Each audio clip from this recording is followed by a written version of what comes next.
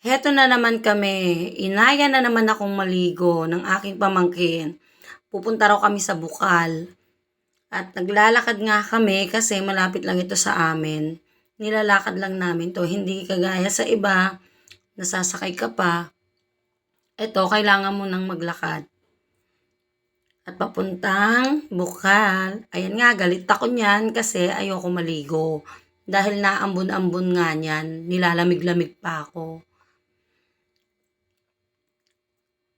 At ayan, hindi pa nga namin naabutan yung nagbabantay. Pero meron naman sa baba. May isa pang nagbabantay sa baba.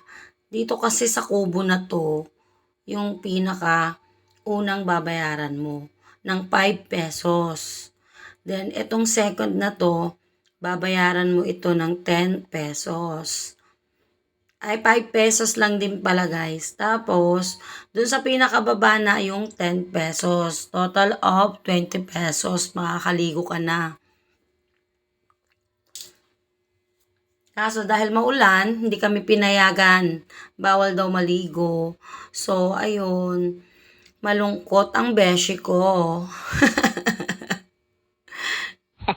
Naudlot ang kanyang pagligo ng Bukal. Pero kung hindi siya maulan guys, maganda dyan. Kaso, maulan nga, bawal kasi marumi ang tubig at madulas ang daan. Malabo yung tubig kapag ganitong maulan. So, ayun na nga. Ako naman ito, tuwang-tuwa dahil may nadaanan kaming foods.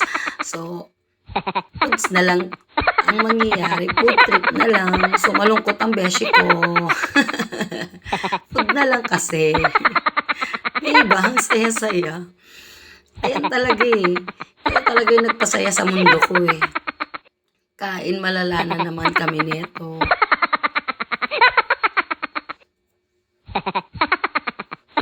Ayun, ang lungkot niya. Sarap no? Kumain siyang malungkot. Bye!